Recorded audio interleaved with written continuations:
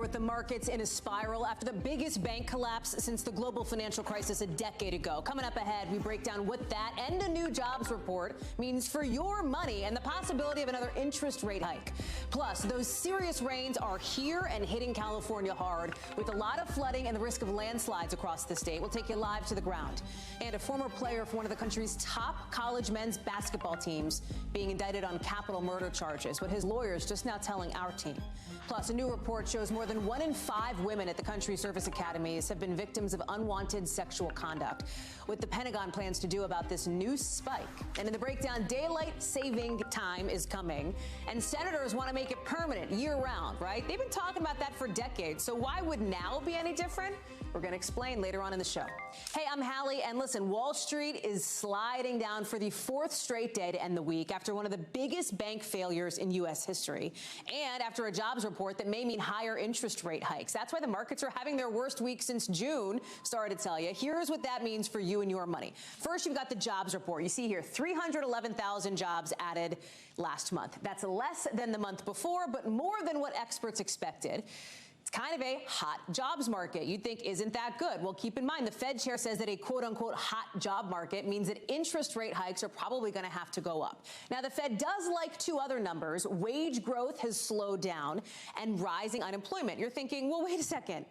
Wage growth is slowing down, meaning my paycheck's getting higher slower, right? And unemployment's going up. That doesn't sound like good news. It does to the Fed, because to them, it means that maybe their push to fight inflation could be working. That's where you saw President Biden taking kind of a victory lap. We'll talk about that in a second. What happens now? A couple of key dates. Tuesday, that's a biggie. You'll see it here. The inflation report will come out, giving us the specifics of how much more expensive everything is getting and how quickly. That's the last big piece of the puzzle for the Fed ahead of its next meeting on March 21st. What's also happening now? A move that makes history by federal regulators, shutting down Silicon Valley Bank and taking control of its finances. I mean, listen, put it really in plain English, right? This is the biggest bank collapse since the 2008 financial crisis. Treasury Secretary Janet Yellen was really clear about her concerns today on Capitol Hill. Watch. When banks experience financial losses, it is and should be a matter of concern. Let's bring in Stephanie Ruhle and Hallie Raffa. So, Steph, you know, the Secretary Yellen sort of put it in sober terms here, but this is significant, and let's put some key details up. This is the 16th biggest bank in the U.S. People may think Silicon Valley Bank, like, I don't know it a lot. It is really important to startups in the tech world, right? And the fact that it has collapsed means it's the biggest failure since Washington Mutual back in 2008, Steph. It absolutely is. So the question is, how did this happen? Well, take yourself back to the COVID times, and we saw a huge push in the tech space. We saw huge investment in tech space. So Silicon Valley Bank, which is considered the preeminent bank in Silicon Valley, it's where all the startups put their money. You know, it's the founders' bank. They saw a huge boom in deposits. So what did they do with a lot of those deposits? Well, they invested them in treasuries and in mortgage-backed securities. And they did that when interest rates were really low. Well, now interest rates have gone up, so some of that growth and lending and investing you have seen in the tech space has slowed. And at the same time, those big investments they made in treasuries and mortgage backs, they're now hurting. So the bank had a hole, and what unfortunately happened was very publicly, they said, well, because we have this hole, we're going to go out and raise money. That spooked the market, and then that caused a whole lot of their depositors, their investors, to pull out. All of that happened, and it created what's called a run on the bank. The FDIC has now shut it down, and it's on temporary hold as they try to figure out how do they get the depositors at least some of their money back. Listen, Steph and Hallie, you both know it is a big deal. It is on the White House's radar, obviously, the fact that this bank had collapsed. Talk through sort of the response from the White House, Hallie, what the plan is here, because while this bank collapse is significant, as Steph has laid out, it's also not like, you know, pick a bank that you might use for your checking account. Like, it's not that kind of super consumer-facing bank. Yeah, Hallie, questions about this news really took up a big portion of the White House press briefing today.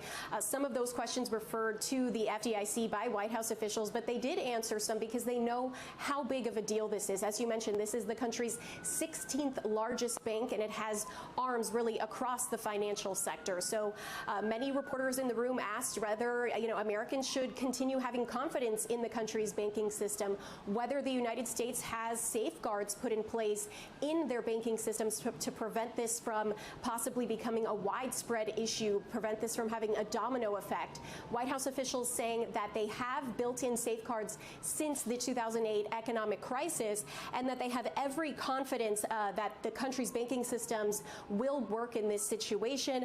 I want you to take a listen to what the chairwoman of the Council of Economic Advisors, Cecilia Rouse, had to say. Our banking system is in a fundamentally different place than it was, a decade ago, and that the reforms that were put into place back then really provide the kind of resilience that we'd like to see. So we have every faith in our regulators, and we can see that today. White House officials said Treasury Secretary Janet Yellen is in close contact with the FDIC, which, as you heard Steph mention, quickly intervened and absorbed the bank to prevent this from becoming a widespread issue. The question now is what happens to those investors, those depositors who had invested more than the $250,000 that is insured and guaranteed to be returned to them by the FDIC. White House officials and the FDIC are saying that they are going to spend the weekend trying to figure out how many depositors fall under that category and what the next steps are to get them their money back.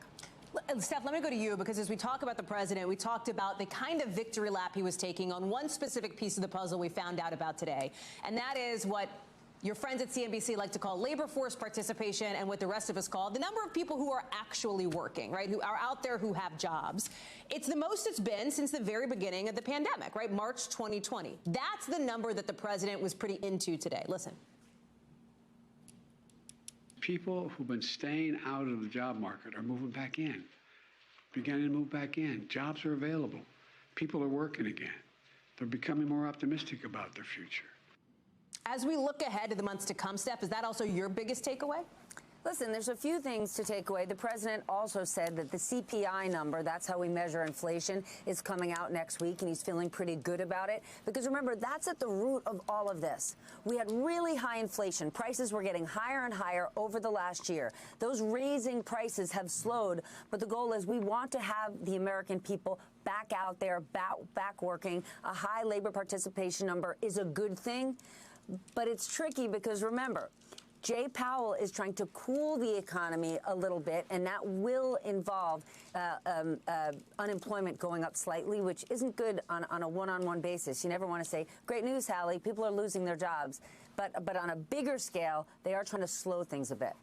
Hallie, let me go to you on this sort of tense trade discussion that's happening as the president is also meeting today with the head of the European Union. Both sides are kind of dealing with some of that stuff, and as Steph well knows, and if she had 7 hours, I'd let her explain it, what happens internationally with the world when it comes to trade, et cetera, the global economy matters here at home.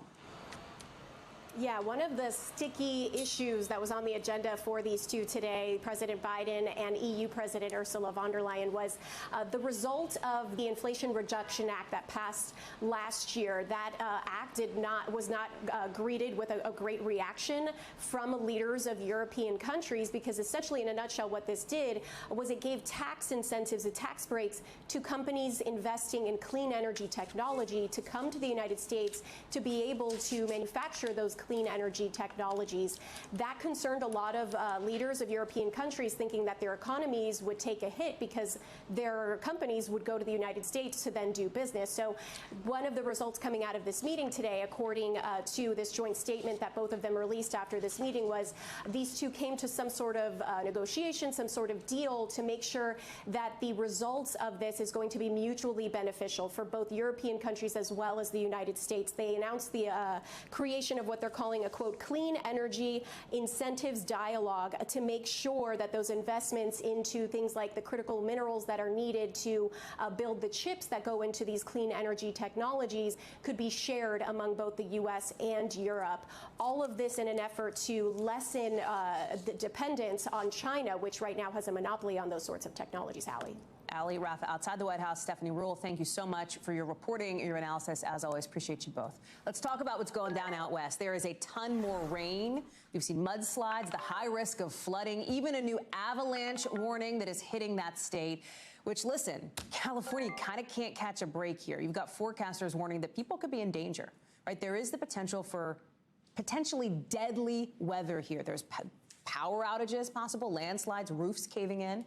Officials in some parts of the state are telling people, go, leave your home now. Evacuation orders are in place in at least 6 counties in central California so far. You're seeing some of the images, and look at this.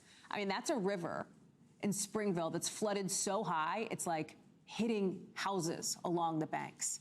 It's also not just California. You look at this map, you've got 51 million people from west to east under winter alerts. On the other side of the country, a messy snowstorm is dropping like a foot of snow in Wisconsin and Michigan. Jake Ward is on the ground in SoCal, California.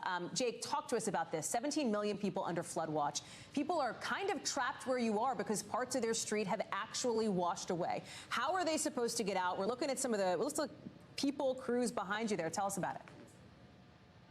Well, so, Hallie, at this hour, we are in, as you mentioned, SoCal, California. We're near Santa Cruz. And those folks on the far side, they are not just, neighborhood folks coming out to see the sights. They are stuck. This is the main street. It is literally Main Street, SoCal, California. And there's about 100 people that live beyond the break, which formed at about 2 a.m. When this small creek rose suddenly and tore away the road that you're seeing. And Hallie, what's so crazy, right, is like you and I usually spend our time talking about what my mom would call, I guess, high quality problems. That's what I'm learning today, right? AI and technology and Elon Musk and the rest of it. But it is amazing how quick you can wind up in the 14th century when Mother Nature decides that it's going to have its way with the place that you live. I mean, we are just seeing incredible weather effects all across California. 21 counties at this point under some sort of emergency declaration. And that, of course, includes the scene you're seeing here, in which this crew is basically just throwing debris into the breach. They're going to try to basically build another road so that these poor people beyond the break here can receive, fire services, ambulances, right, emergency services if they need power, it. Not to mention being able to right, drive to and from. All of that. Exactly. So it's just amazing to watch how quickly a storm can change the fate of this, the 5th largest economy in the world, pretty much overnight, Hallie. Explain this, too, because this is going to sound like a real layperson question, but it's not like there's another road, it's not like they can go the other direction on the road and get out, right? Like that basically dead ends, nope, even though this is the main track. You can hike through the woods if you need to, if you really wow, want to, and you can cross a footbridge on the far end. But if you need to drive something in and out, God forbid somebody who is injured in and out, there's no way to do that at this hour here in SoCal. And what's next, right? Because this isn't over yet. We talked about the real concern for more of this kind of thing, flooding, roads washing away, mudslides. There's this avalanche risk. You've got California basically saying, hey, feds, please help us. We need it. That's right. At this hour, Governor Gavin Newsom's emergency declaration across the 21 counties has turned into now a federal declaration. President Biden has signed that order, and that brings federal assistance to state, local, and tribal authorities here in California to help out, because basically think of this across 21 counties, and think of this at higher elevations where you have, let's say, at Lake Tahoe, the threat not just of flooding and mudslides and the rest of it as rain, as is falling on me, falls into the snowpack there and melts it away. It also, when it falls into that snowpack, makes it heavier. And so suddenly, when you have 6 feet of snow on top of a house and you add another few 100 pounds per square foot of rain to it, well, the structural collapse threat is enormous. And so you're just having this litany of threats, and that is why we need not just the power of the state, but now the power of the federal government to help California out here, Hallie. Jake Ward live for us there in SoCal. Jake, keeps posted, please. Obviously, we want to know what happens there and in other spots around the state. Appreciate it. Right now, the still not a presidential candidate, Florida Governor Ron DeSantis, is going to a place and saying some things that a candidate would say and would visit, making multiple stops in Iowa. We want to show you him in the city of Davenport today, going after the person who is probably going to be his biggest rival in a 2024 race, former President Donald Trump. It is subtle. Let's see if you can pick it up. We refused to let our state descend into some type of Faucian dystopia where people's livelihoods were destroyed and their freedoms were curtailed. No, we chose freedom over Fauciism, just like Iowa, and we were right and they were wrong. So to be your sort of DeSantis interpreter here, that sounded a lot like he was calling out the former president for how he handled the pandemic, obviously not by name. You've got Donald Trump in some ways looking over Mr. DeSantis' shoulder since he will be in that exact same Iowa city coming up on Monday. That matters because Republican candidates need people in Iowa to be on their side. This is the first place that voters are going to get out there and caucus for who they want the Republican nominee to be. And turns out former President Trump has been losing some ground there since he left office, with 47% of Republicans saying they're definitely going to vote for him in next year's caucus. 47%. You know what it was in 2021? 67%. Dasha Burns is live in Iowa for us. And Dasha, you know, sure, Ron DeSantis is not officially in the 2024 race yet. Really kind of sounds like it. Yeah, our colleague Savannah Guthrie this morning said, coming to Iowa is sort of like, tell me you're running for president without telling me you're running for president. That's certainly what it feels like here. We were just across the state in Davenport this morning. We're now in Des Moines, where he's holding his second event here today. And the Davenport event really felt like a stump-style speech, followed by a fireside chat with Iowa Governor Kim Reynolds. You know, this is part of his book tour, his memoir, which is largely a Florida policy playbook that he's using to make a platform for his message. So he's been talking a lot about what he sees as his big successes in Florida under his administration and how that could apply both here in Iowa and nationally. I mean, the banners behind me here say the blueprint for freedom, not the blueprint for Florida's freedom. So read into that what you will. His focus has really been on his education policies, working against, quote, indoctrination. He used the word woke many times in his speech. But the biggest applause lines that he received from the Iowa audience were really on his COVID policies. You played a soundbite there, Hallie. You know, what's interesting, that is both a jab at former President Trump and at current President Biden, and the difference in the Florida approach to the COVID-19 issue, Hallie. There's another candidate who's also, I mean, formally in this race. It's not Donald Trump, and that's Nikki Haley, of course, the former UN ambassador. She's been all over Iowa. And there's one local Republican official telling NBC News that she's certainly doing what, in their view, you need to do, spending a lot of time here, working hard. That's half the battle. Okay, one of the county Republican chairs says that. What matters is what voters think, right? What do they think about where this race is headed? Well, here's the thing about Iowa. It is all about retail politics here. The voters here take their jobs very seriously. So the folks that I've been talking to, they say they're going to come out and see everyone who comes to this state and then start to maybe make up their minds, although many people don't decide until they caucus, right? I want you to take a listen to just some of my conversations. The good thing about Iowa, though, is that we're going to have all the candidates here, so we get to choose from everybody, and we'll be able to stand there and shake their hand and talk to them. There's more candidates that will be coming out of the woodwork, I'm sure, and in Iowa, we're blessed to be able to meet all the candidates, and that's what we do. Those handshakes, Hallie, those direct connections, the diner stops, that's something that voters here really prize. So it'll be interesting to see how a candidate like Florida Governor Ron DeSantis, who's been more of a podium kind of guy, how he approaches the style here in the Hawkeye State, Hallie. Dasha Burns, thank you very much. Appreciate it. Today, Congressman George Santos once again fighting back accusations of fraud, this time having to do with something else unrelated to the lies we already knew about. And that's being the mastermind behind a credit card scheme, saying, nope, he didn't do it. There's this Politico story that outlines a sworn statement from an alleged co-conspirator. This is a guy who did some jail time, who was deported to Brazil, who basically said Santos was leading an operation to steal money from people at ATMs and did everything from show this other guy how it's all done to buying parts to even promising to split the profits 50-50. Now, NBC News has not reviewed that sworn statement, but our own Ryan Nobles was one of the people who asked the congressman, pressed him on these allegations today. Listen. I'm innocent, never did anything of criminal activity, and I am no mastermind of anything. I was an asset for law enforcement in Seattle. I assisted them with the case. I assisted in them bringing down a ring of criminals, and I'm very proud of that. You have to think that this may turn the heat up on Santos from other lawmakers. He's already got this House ethics investigation against him at this point. And there's this new bill unveiled by Republicans that would block the congressman from profiting off of his lies if he's convicted for any of them. NBC's Ryan Nobles, of course, you just saw him. The aforementioned Ryan Nobles was there. A couple of things that are really interesting there, Ryan. Number one is that he even addressed you at all, right? Because Santos, up to this point, has largely been ignoring questions from outlets or maybe just giving very brief answers. He actually engaged a bit more than we've seen him engage before on this issue, casting himself as like the guy who helped put bad guys away, not as one of the bad guys himself. Yeah, that's right, Hallie. But then when I followed up and asked him, does that mean that he's been cleared of any wrongdoing? He's not risking any sort of prosecution as it comes to this case? He specifically told me no, that he hasn't been guaranteed anything by prosecutors. So it does seem as though he is still at least part of somewhat of an investigation into this issue.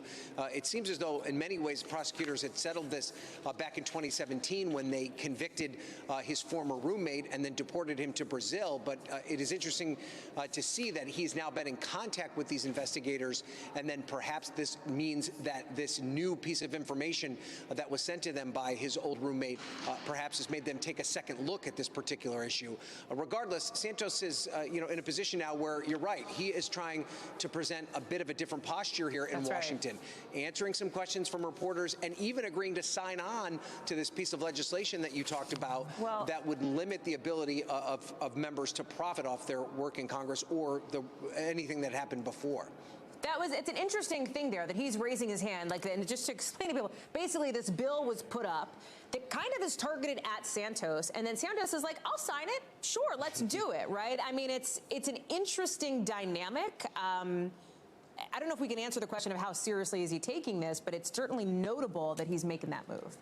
Well, I think at the very least he's playing the game, right, Hallie? To a certain extent, this is a PR ploy by his fellow members of the New York delegation on Long Island who feel squeezed by him, who came in as part of this new majority in the Republican House, are trying to carve their own niche, and they're in many ways dragged down by him because of just their geographic association with him.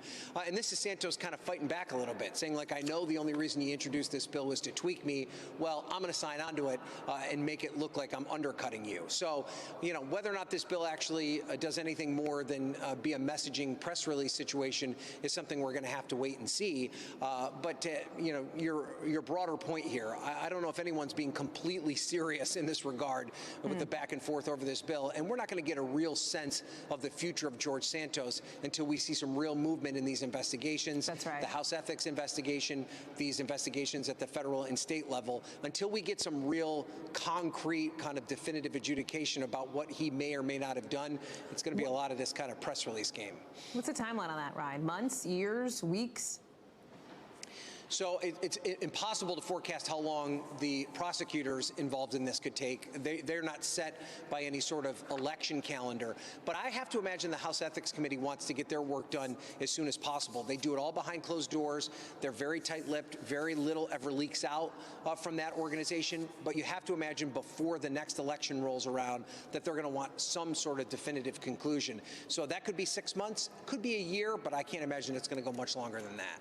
Ryan Nobles live for us on Capitol Hill. Ryan, I know you'll be all over it no matter how long it takes. Thank you very much. Coming up, Thank you. The trouble is not over for that railroad company, Norfolk Southern. What we're learning tonight about what's being called an urgent safety issue.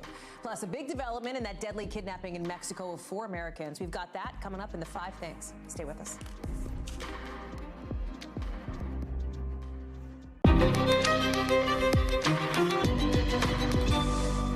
U.S. military academies are seeing a big spike in sexual assault reports recently, according to a new survey conducted by military officials anonymously. Student-reported sexual assaults jumped 18% in the last year, with 1 in 5 female students saying they experienced some kind of unwanted sexual contact.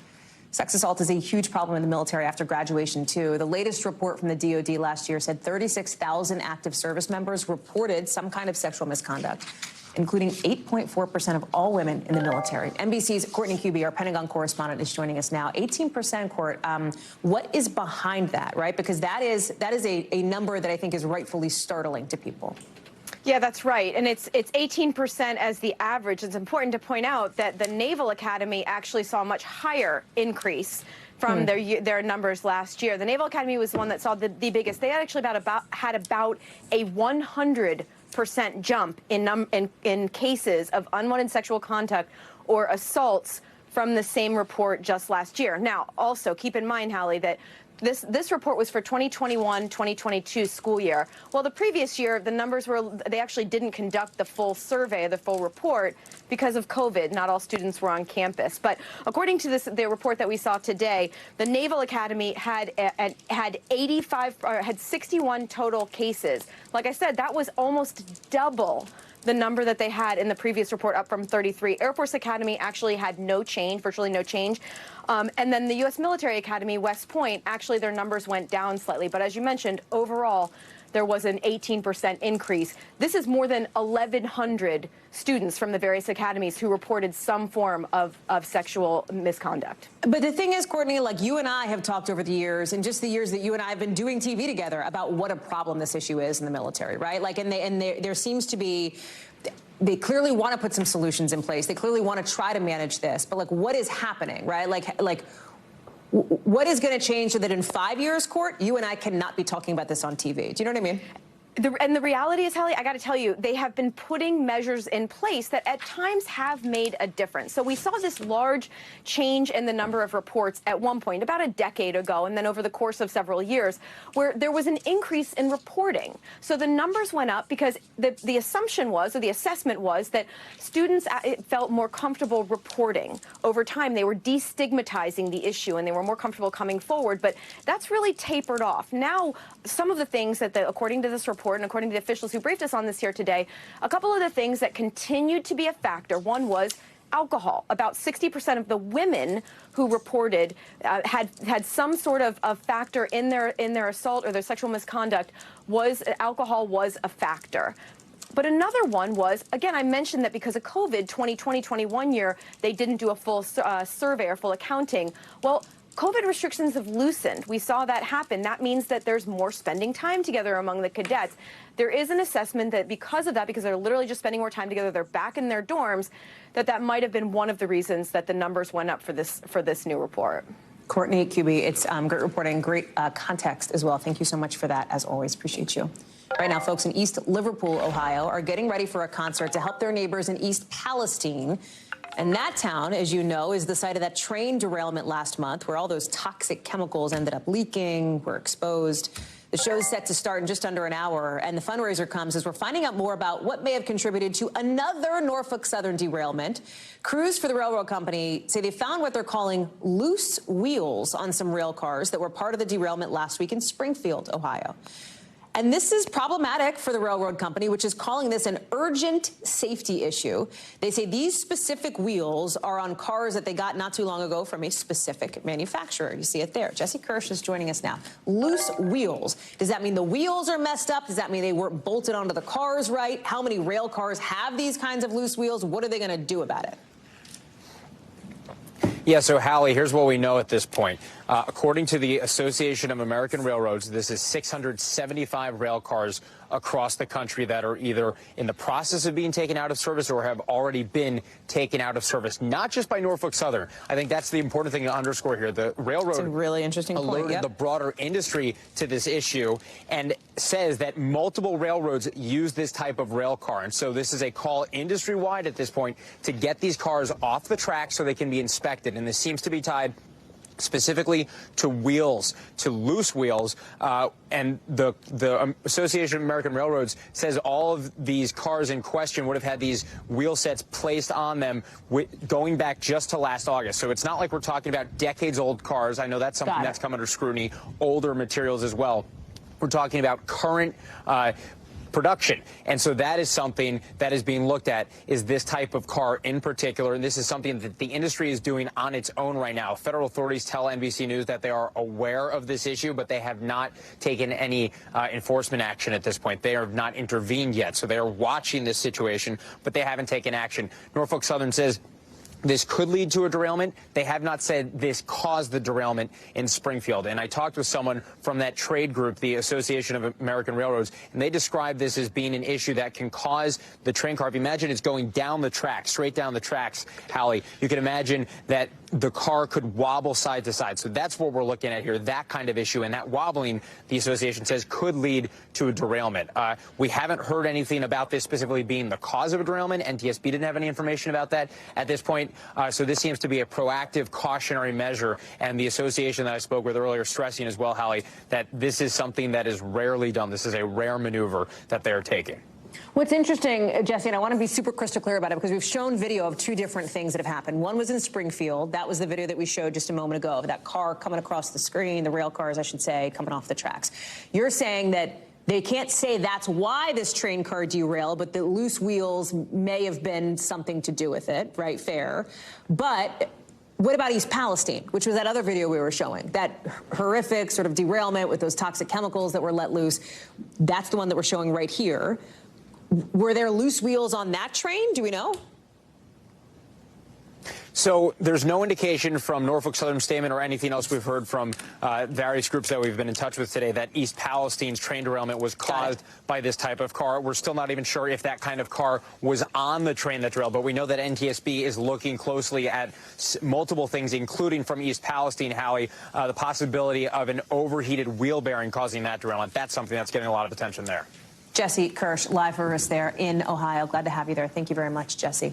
Let's get you over to the 5 things our team thinks you should know about tonight. Number 1, Mexican officials have arrested 5 people in connection with last week's deadly kidnapping of 4 Americans. They've been charged with aggravated kidnapping and intentional simple homicide.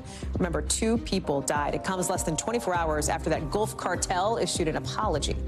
Number 2, the California man convicted of killing college student Kristen Smart 27 years ago will be sentenced in a courtroom any minute. He faces the possibility of life in prison.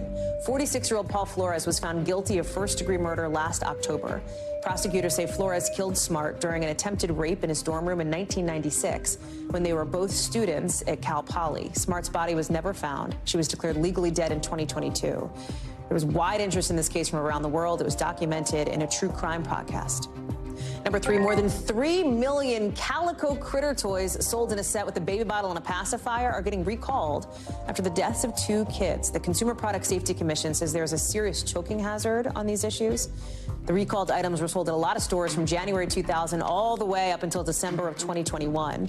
You see me on screen. The agency says if people have them, they should immediately stop using them and get in touch with the company for a free replacement. Number 4, 27-year-old ski star Michaela Schifrin has just earned her 86th World Cup win. The Americans tying the record for the most wins ever.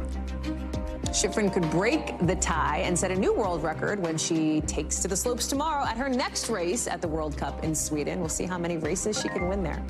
Number 5, guess what? More people are now buying records than CDs for the first time since I was 4 years old, 1988. The Recording Industry of America says 41 million vinyl albums were sold in 2022 compared to 33 million CDs. Like, it's nostalgic, right? I have a record player, not a CD player. Maybe you're the same. Still, streaming is the most popular way people listen to music. Can't imagine you're surprised by that. So listen, daylight saving time starts this weekend. 2 a.m. Sunday morning, all the clocks spring forward an hour, which means we get a little more daylight in our day. And depending on your schedule, a little less sleepy time in our night. If you are over it, if you are like, good Lord, like, I don't want to do this, you're not alone. 60+% of Americans want to get rid of daylight saving time altogether. There's a group of folks on Capitol Hill trying to make that happen, which brings us to tonight's breakdown. Yes, it is daylight saving time, not daylight savings, as Jonah Ryan reminded us all in Veep. Daylight saving, not plural. Time has never saved us from anything. Last week, Senator Marco Rubio introducing a bill for the 4th time that would make daylight saving time permanent in the U.S., and he's got support from across the aisle. The worst thing of all is that you've got to fall back and then jump forward over and over again. So how did we get here? Germany was the first country to adopt daylight saving time, making the move during World War I to save fuel they would have burned to light that extra hour of darkness. A lot of countries followed, including the United States. Legislation passed in 1918 made it official and also established time zones here. But contrary to popular belief, farmers actually were not fans of later sunrise because they needed that morning daylight to guide their way to the markets. The unpopular law was repealed when the war ended, but But the Uniform Time Act of 1966 brought back the twice-a-year clock changes. To this day, only 2 states opt out of the spring-forward fallback schedule, Arizona and Hawaii. But more states may be joining them soon. In the last 5 years, 19 of them have passed legislation or resolutions that would make daylight saving time permanent year-round, only if Congress does the same. So for now, don't forget to set those clocks. You won't if you have like one of these, because they do it automatically, thank goodness. Keep in mind, though, that like it's not a totally done deal if we should make daylight saving time permanent or make standard time permanent, because the American Academy of Sleep Medicine says our bodies actually do better with more light in the morning rather than the evening. Thus continues the eternal debate. We'll keep you posted. Coming up here on the show, we got a lot more to get to, including a former player for a top college basketball team just indicted on capital murder charges. What we're learning about that case tonight, next.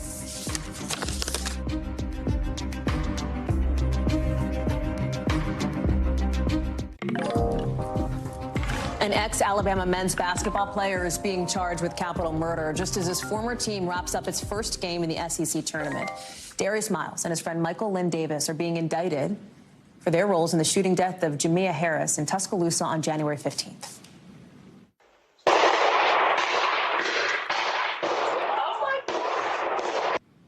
You hear there, obviously, the moment that the shots were fired. Miles was kicked off the team the same day. Both he and Davis are now being held in a Tuscaloosa jail. Priscilla Thompson is in Atlanta. Talk us through what we're hearing now from the DA and from the sort of attorneys today involved as well. Yeah, Hallie, well, the attorneys for both of these men are saying that they are not surprised by this indictment. We heard from the attorney for Michael Davis saying that he plans to defend his client to the fullest extent possible and alleging that this was a shooting that happened in self-defense, saying that there was someone in that vehicle with the victim that pointed a gun at Mr. Davis, which is what prompted him to ultimately fire those deadly shots. And that was something that was revealed in pretrial testimony. And we're also hearing from the attorney of that former Alabama player, Darius Miles, his attorney saying that they are disappointed with these charges, that they feel like these charges were not warranted based on the evidence, that this is a weak case and that the evidence simply isn't there. And of course, Darius Miles in this case has basically been accused of aiding and abetting in this murder by providing the weapon that Mr. Davis ultimately used to fire those deadly shots. Hallie? This is getting so much attention because of the Crimson Tide, right? The 4th-ranked team in men's college basketball. Their coach got a lot of criticism. So did star player Brandon Miller, who police say was at the scene of the shooting. Miller is not facing any charges, but we are now hearing from him for the first time about all this, right? That's right, Hallie, and it's making for quite a split screen as this team is headed to the SEC tournament with this news that is now coming out. And we heard Brandon Miller actually speak about this incident for the first time on camera and the first time, period, at an SEC tournament preview press conference on the day that this indictment was announced. And I want to play a little bit about what he had to say about this incredibly tragic incident. I never lose sight of the fact a family has lost one of their loved ones that night.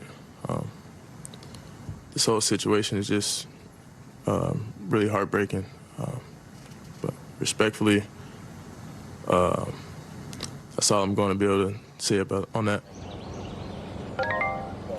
And Brandon Miller has faced a lot of criticism in this case. There have been chants in the audience as this team has played in these games. The mother of the victim calling it unimaginable that he is still being allowed to play, given everything that has happened here, Hallie. And just to give you a bit of context about his role in all of this, all of these men went out for a night. Brandon Miller was driving. We know from the pretrial hearing that at some point, Mr. Miles sent Brandon Miller a text message asking him to come and bring him his gun. We don't know if Brandon Miller ever read that text message, but we know that minutes before the shooting happened, he drove and arrived back on scene in his car. Again, according to testimony, Mr. Miles and Mr. Davis went to the car and got something out of the car, and then minutes later, this deadly shooting transpired. Now, Brandon Miller's attorney has said that he did not touch the gun, did not exchange the gun. He knew nothing of what was happening, and for that reason, the DA is saying they don't have the evidence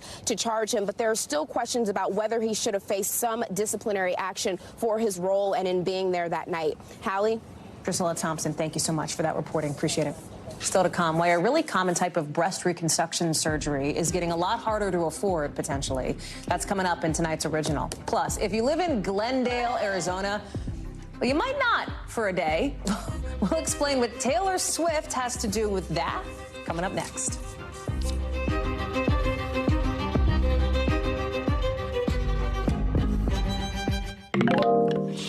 So tonight's Original now with in-depth reporting on a topic we've been watching. And you know, it's estimated that every year in this country, something like 100,000 people get mastectomies.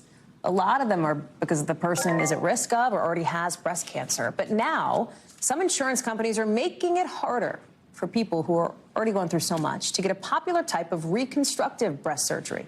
NBC's Emily Aketa has more.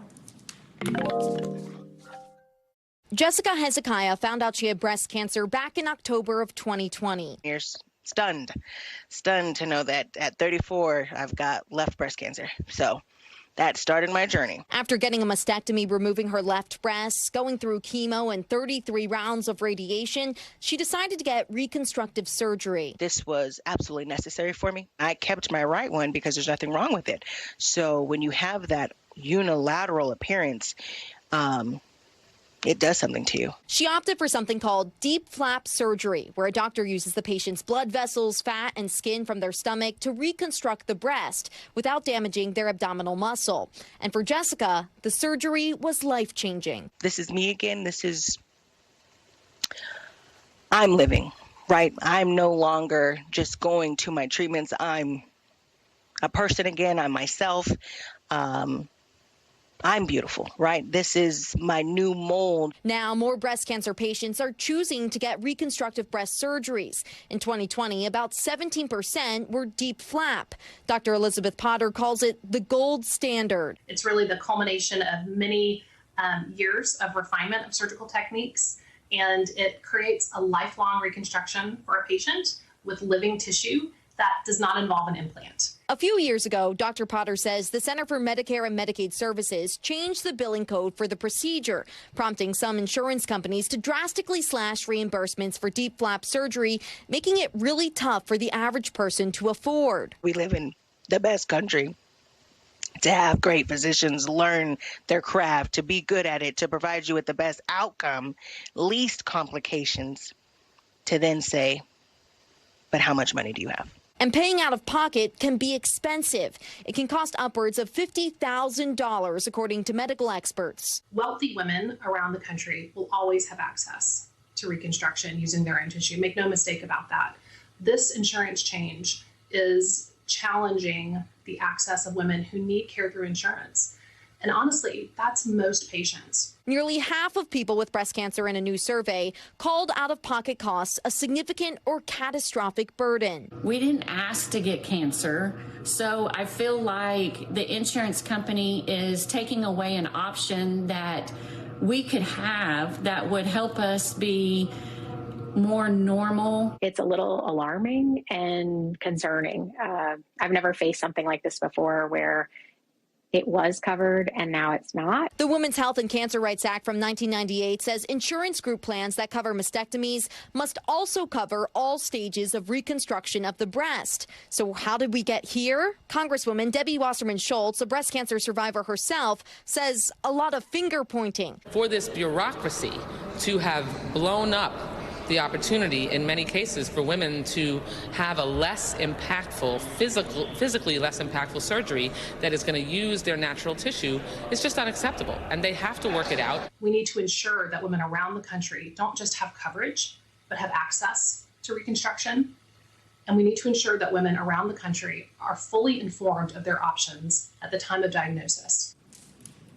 Emily Aketa is joining us now. And Emily, it sounds like there are a lot of players involved here. Where does the responsibility lie? What are we hearing in response to the concerns of some of these patients? Hallie, a lot of moving pieces here. Dr. Potter says it will take the communication and cooperation of the federal regulators, doctors groups, and insurance companies to improve affordable access to deep flap surgery. And here's where the finger pointing comes in. Hang with me here, a lot of names. The Centers for the Medicaid and Medicare Services, a government agency that oversees the code, says the American Association of Plastic Surgeons requested the change. Well, that group blames insurers for limiting patients' access. And while several insurance companies we reached out to contend the change in code doesn't change patients' out-of-pocket costs. But critics say there's a ripple effect they're ignoring, because when reimbursement rates for surgeons are slashed by 50, 60%, Dr. Potter says surgeons will struggle affording the highly technical, lengthy surgery and stop offering it. Hallie? It's an important story. I'm glad you're telling it for us tonight. Emily Aketa, thank you so much. Appreciate it.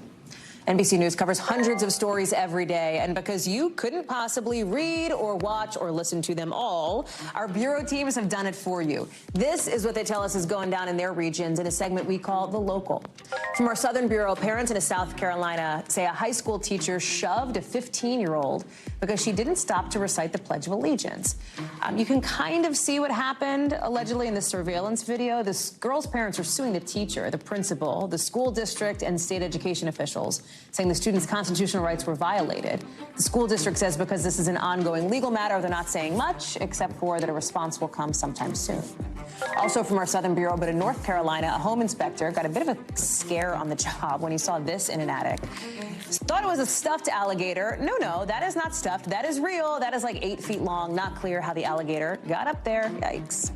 Out of the Western Bureau, hey, Swifties, listen to this. While her Eras tour may be a week away, Taylor Swift's first stop will be Glendale, Arizona. And that city is now planning to temporarily change its name to honor Taylor Swift. The new name announcement is supposed to come on Monday. What is your guess? Some of the producers on my team think Swiftdale. I don't know. I mean, hey, as long as it doesn't mess with your mail. Still to come, Hollywood's biggest night has some big competition this year. What the Academy is doing to try to get you to watch the Oscars, next.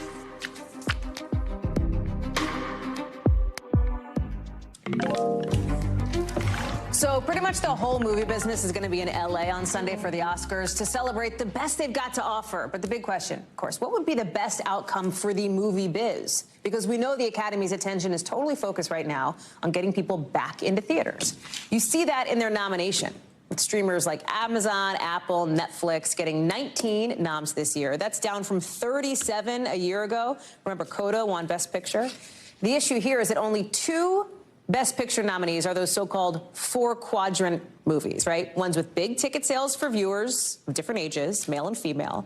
You see here only Top Gun Maverick and Avatar: The Way of the Water cracked $1 billion. Only 2 other movies even broke $50 million, including the favorite for Best Picture, Everything Everywhere All at Once. The just charmingly eccentric and touching indie movie does have a chance to make history in several categories for its representation of Asians and Asian Americans, both in front of and behind the camera. Joe Fryer joins us now for what is his Super Bowl, Joe. Bless you for that. Let's talk a little bit about, let's kind of go micro, macro here. Best Picture category, there's always some uncertainty because there's ranked choice voting, so it's not like anybody's fully out of the race. So fine, right, that's Best Picture. What does a good night for the movie industry, not just one single movie, look like this year? First of all, I think it's that just on Monday, the positive headlines need to outweigh the negative headlines, which, of course, is something that didn't happen last year. So how do you do that? Well, it's the history that's made. It's the moments that happen. It's the great speeches that are delivered. It's if we sort of walk away from the ceremony and we're reminded why we love movies and not reminded why we don't like Hollywood, all right? So that's a great way to put it. And so if some big movies like Top Gun or whatever win summer awards, whether it's stunningly one of the big ones or even some of the smaller ones, well, then that's great for the movie industry. But even if Everything Everywhere All at Once, which maybe not a lot of people have seen, does well, that's a victory for people who love it, and maybe it encourages people who haven't seen it to either stream it or actually go to the theater if it's available and watch it. And that could be a win for movies, which are slowly clawing back from this sort of pandemic slump and getting closer, not quite there to pre-pandemic numbers, but trying to get there. And some blockbusters Oscars have really helped make that happen, like Avatar, like Top Gun, and even more recently, Creed 3 had a great opening weekend, so people are going back to the theaters. Yeah, I know some people who are going to the theater tonight. Not me, but some friends in town. There you go. What I think is so interesting, Joe, is how you frame it as like, will the positive headlines outweigh the negative headlines on Monday? Because you've looked at the day after headlines for the Oscars, and it's like, you know, too white, right? Too slappy after last year with the Will Smith slap getting sucking out all the oxygen out of the room. I wonder, like, what are they going to say this year? Are they going to ignore it? Are they going to address the slap this year? We heard a little bit on this from Jimmy Kimmel, who's going to host. Here, let me show you. I think the decision to go with a champagne carpet rather than a red carpet shows how confident we are that no blood will be shed. Of course, Kimmel is going to quip about it, right? But, like, I don't know. That seems like a bit of a risky, as we showed the now infamous slap. Maybe a risky move. Maybe it's the move he has to do. I don't know. I think he has no choice. It is just red meat for Jimmy Kimmel to address it. I think he does it at the beginning of the show, and maybe we don't hear much more about it after that. Here's where it's actually going to be on my mind, is toward the end of the show when the trophy is handed out for Best Lead Actress. Here's why. Tradition tells us the person who won Lead Actor the year before, remember, that was Will Smith last year, is supposed to return this year to give Best Lead Actress. Well, that's not going to happen. Will Smith is banned from going to the Oscar ceremony for 10 years, so someone else is going to be handing out that trophy, not Will Smith. So it's going to be on my mind there. I'm just curious. I think the only other people who mention it are if there are any other presenters who are comedians who want to make light of it before they get to whatever their job is that night. But I think you'll hear about it at the beginning, and then they might try and move on. Real quick, Joe, the Academy's trying to stay relevant, right? And they're taking some new steps to try to stay relevant. Yeah, exactly. So you're going to see social media is going to be a big factor in that. You're going to see some of the speeches almost live on some sort of social media platforms or posted very quickly afterward to help out with those people. You're also going to see a QR code in the corner of the screen. Click on that. You'll get some behind-the-scenes looks and maybe some more information about some of the nominees. They're going to do whatever they can to try and get those young people interested in the Oscars. Do we ever sound more like old people than when we talk about the young people? Joe Fryer, thank you. Good luck on Sunday. We will see you Monday, my friend. Appreciate you. That does it for this hour. We will see you Monday because you know what? It's a big day. We will be bringing you so much hot, live, fresh news. You're not even going to know what to do with yourself. Coverage picks up right now.